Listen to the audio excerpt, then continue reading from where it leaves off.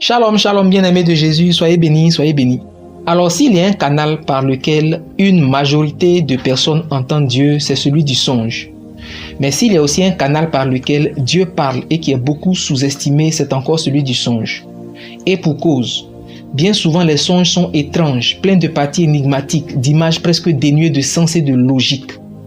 Mais si seulement il était possible d'avoir régulièrement des songes clairs, non teintés de tableaux flous et ambigus. Eh bien, la parole de Dieu semble indiquer que c'est possible, en montrant comment se forment les songes et comment travailler à les rendre plus clairs.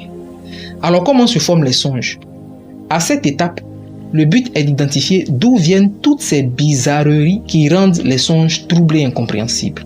Aussi, il ne s'agira pas d'aborder une étude de toutes les catégories de songes, parce qu'il y a certains qui sont énigmatiques par la volonté de Dieu de coder le message, comme avec Joseph dans Genèse 40, versets 9 à 19 et Genèse 41, versets 1 à 36. Cependant, la parole de Dieu vient nous aider à développer l'art d'être disposé pour recevoir des songes. En effet, l'origine des songes troubles ou du trouble dans les songes est suggérée par Ecclésiaste 5, versets 2 et 6. Il est écrit « Car si les songes naissent de la multitude des occupations, point de suspension, il y a vanité dans la multitude des songes. » Ces textes, surtout le verset 6, indiquent ce que nous voulons combattre, c'est la vanité dans les songes. Au verset 2, il est dit que les songes naissent de la multitude des occupations. Mais en réalité, avec le verset 6, il faut plutôt dire que c'est la vanité dans la multitude des occupations qui engendre la vanité ou les troubles dans les songes. Autrement dit, ce n'est pas totalement la multitude des occupations qui entraîne la vanité dans les songes, mais c'est plutôt qu'il y a beaucoup de vanité dans les occupations en question, ce qui aboutit à se refléter dans les songes. En effet, on peut comprendre la multitude des occupations comme une diversité de tâches à accomplir ou de choses auxquelles quelqu'un passe son temps. Mais c'est aussi une seule chose dans laquelle peut abonder à outrance y passant une grande partie de son temps. Et dans cette seule chose, il y a beaucoup de vanité en fait. Or, que tes songes naissent de la multitude des occupations signifie que ton esprit ou ta conscience enregistre ce à quoi tu passes la journée pour te le projeter plus tard dans un songe. Et si tu passes ton temps à beaucoup de vanité, tes songes en seront remplis. Dieu veut te parler par des songes, mais toute la vanité de tes pensées, de tes activités vient se mélanger au message et toi tu es dans la confusion.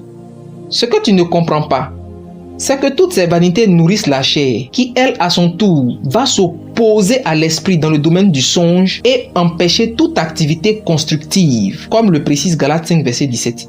Tes journées sont remplies de distractions. La nuit même, on n'en parle même pas. YouTube, Facebook, Instagram, tu scrolles sur ton téléphone des heures et des heures jusqu'à saturation. Tu te sens occupé, tu as tellement de travail, toutes tes pensées, ta réflexion, ta vie, c'est le travail. Alors quand Dieu aussi voudra te parler, le travail viendra dans le songe pour interpréter le message de Dieu pour toi. Alors dans ces conditions, qu'est-ce que tu dois faire? Le problème que tu dois identifier dans la multitude des songes est résumé dans Romains 13, 14 qui dit « N'ayez pas soin de la chair pour en satisfaire les désirs. » Quand tu passes beaucoup de temps dans la vanité, ces choses qui n'apportent rien à ton corps ni à ton esprit, tu nourris ou tu as soin de la chair. Et le bien-être de ta chair va se refléter dans tes songes aussi pour transformer des révélations décisives en images chaotiques et insensées.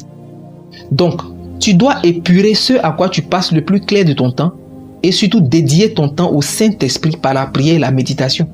Si tu peux abonder dans ces choses, ton esprit devient un terrain fertile et préparé à recevoir des messages de Dieu de plus en plus précis et profonds. Celui qui sème pour sa chair moissonnera de la chair la corruption. Mais celui qui sème pour l'esprit moissonnera de l'esprit la vie éternelle. Galates 6, verset 8. Et toi, que veux-tu s'aimer à partir de maintenant? Alors je prie pour toi. Je prie que ces paroles créent en toi la force, la décision d'arrêter toutes ces distractions. Que tout ce qui t'avait enchaîné à la chair lâche prise au nom de Jésus. Que le sang de Jésus purifie tes pensées, ton esprit de la souillure et de la mort. Que le feu du réveil t'embrase au nom de Jésus. Amen.